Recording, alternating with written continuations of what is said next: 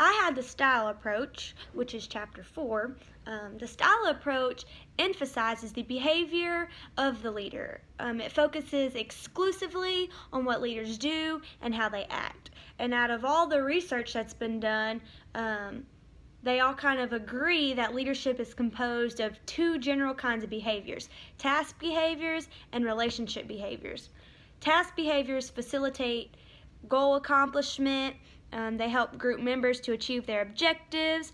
But relationship behavior helps subordinates feel comfortable with themselves and with each other and with the situation in which they find themselves.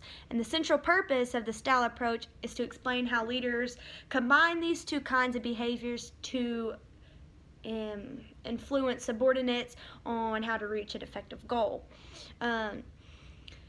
There's kind of three main focal points of the research specifically, and that would be the Ohio State studies, the University of Michigan studies, and Blake and Mouton's managerial, which is basically like a leadership grid. That's kind of what they renamed it to.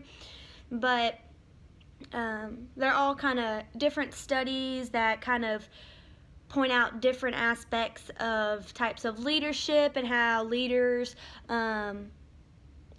some leaders are more work prone and some leaders are more people prone. But the style approach provides a framework for assessing leadership in a broad way as behavior with a task and a relationship dimension. The style approach works not by telling leaders how to behave, but kind of describing their major components of the behavior. So it's not really saying act this way, but rather you act this way and maybe kind of why they act this way.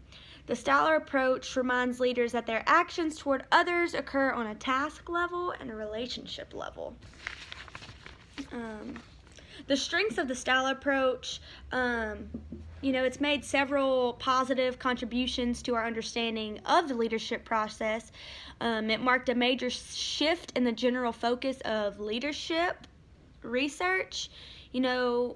Before there was only really research done exclusively as a personality, on the personality trait, but the style approach, it includes the behavior of leaders and what they do in various situations.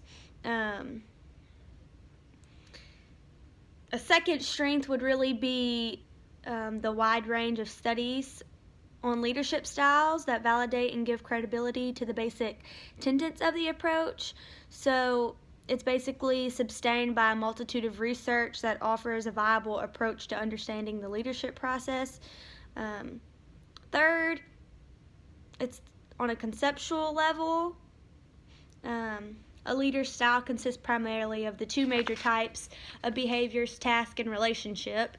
The key to being an effective leader often rests on how the leader balances these two behaviors, and together they form the core of the leadership process. And fourth, it provides us with a broad conceptual map. Leaders can learn a lot about themselves and how they come across to others by trying to see their behaviors in light of the task and the relationship dimensions. Along with the more like strengths and stuff, there's also criticism, about there not being enough adequate information shown of how leader styles are associated with the performance outcomes. Researchers have not been able to establish a consistent link between task and relationship behaviors and outcomes such as job satisfaction and productivity. This approach has also failed to find a universal style of a leadership that could be effective in almost every situation. The style approach has been unable to identify the universal behaviors that are associated with an effective leader. And the final criticism is that it implies the most effective leader style is the high style, which that basically has been shut down because of lack of research and stuff. But the different types of research and stuff basically, highlight that, there's a style of how you go about things, but you should be subject to kind of change things. You're more, naturally you are dominantly one style you focus more on the task or more on the people, but you can learn about the different approaches and styles and kind of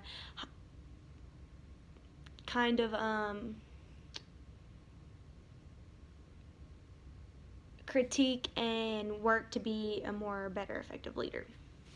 Ugh, okay, I'm done.